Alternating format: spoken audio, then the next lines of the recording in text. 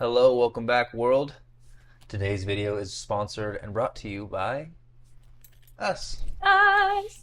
We wanted to check in with you and see how you're all doing and how your journey is progressing and what that looks like in your life.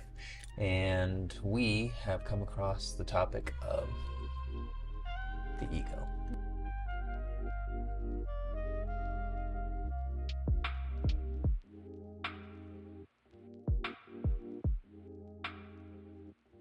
So, what is the ego? What are we talking about when you interpret the ego for the golfer? I don't know. I mean, interpreting the ego for a person is a feat in and of itself. Separating yourself from your ego. And I feel like I'm still even trying to figure out what that is. Like, what is ego? What is not ego for me as a human being? Mm-hmm. Right. And then you apply those findings to your golf game, or maybe you're discovering your ego in your golf game. That's true. I would actually agree with that.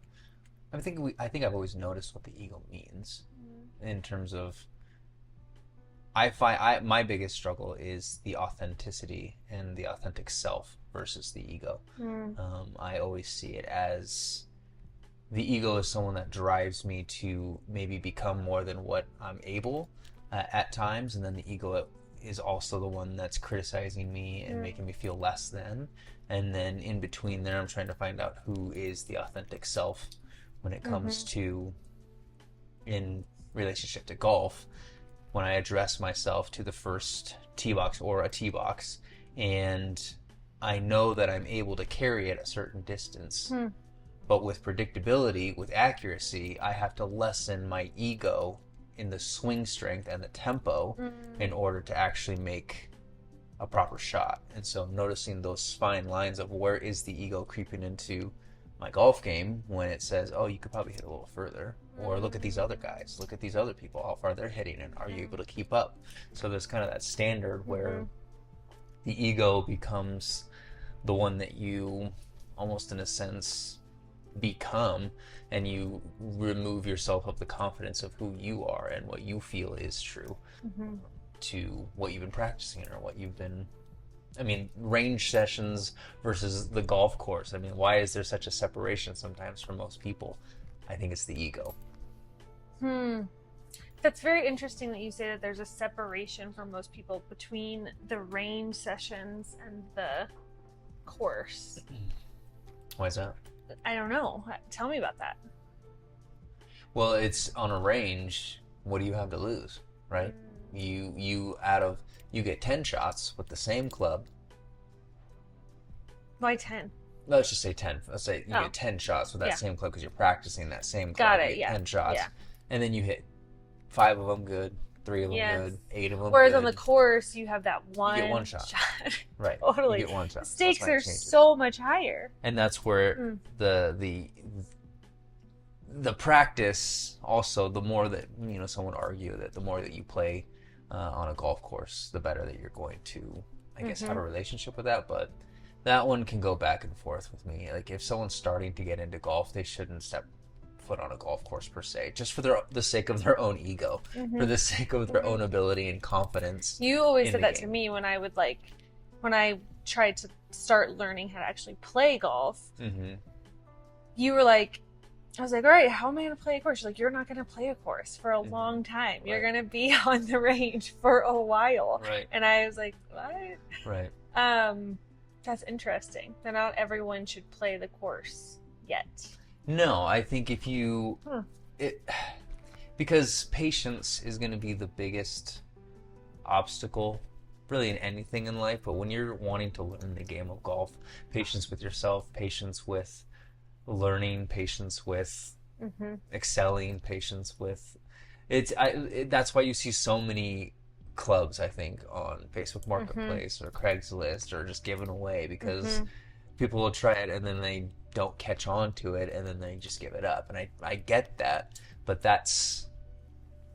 Yeah, it's quite the commitment. It is a commitment. Yeah, it's definitely a commitment. You definitely have to God, I don't even want to say excel. Like, excelling at golf doesn't necessarily mean I think we need a better definition of just can you play golf for enjoyment's sake, and how do you get to that level of where it's an enjoying when you're enjoying the experience of playing the actual game. I think maybe that should be the goal for more people, instead of trying to compare and contrast to someone that's made it their career versus the guy that's or person that's playing.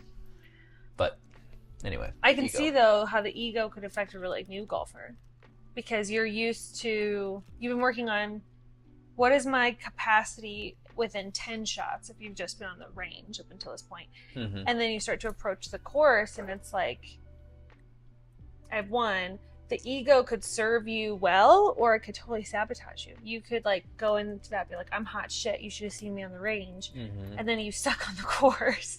Or you could go in like, I shouldn't be doing this, I'm not good enough yet, I shouldn't be out here, what am I doing? And then you sabotage yourself that way. And then it's the ego can like really, it seems like it's like judgments, like it's judgments against you, good, bad. You're making a judgment. Was this good or was this bad? Or am I good or am I bad? Or whatever. But yeah. So what would the perfect ego stance look like for a round of 18? Like, where would it sit? Perfect ego stance. Because like you don't want to be too cocky, but you don't want to be like too self-critical.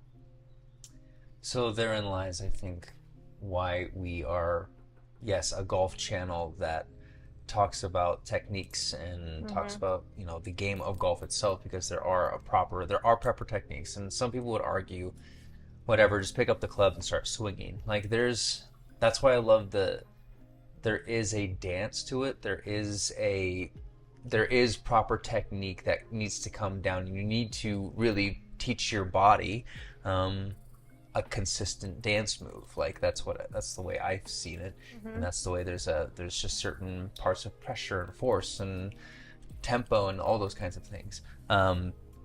So in terms of putting the ego, you have to build trust and confidence with what you have believed you found as authentic to who you are and what that means. And then you have to get those feelings, and you have to make some type of connection there, so that it's a place within yourself that you can reach on to, because the ego will say the ego will just come in and be like, soon in your backswing, a little harder. Like it's literally, it's just like if you're, and then it's sabotage. Yeah, and then it's gone. So to find the ability to focus not only on the authentic self within the golf swing, you're trying to also fight off and push away the outside forces. I mean, then now you bring in 1,000, I guess, tons of different elements within that moment of striking a golf ball. But I think people would actually be better off with learning to focus on the ball. I think that could help your ego be like, okay, just the ball. Don't even think about anything else, just the ball. And I don't know, there's something, just let your body figure it out. Just where your eyes are, I feel like your body goes.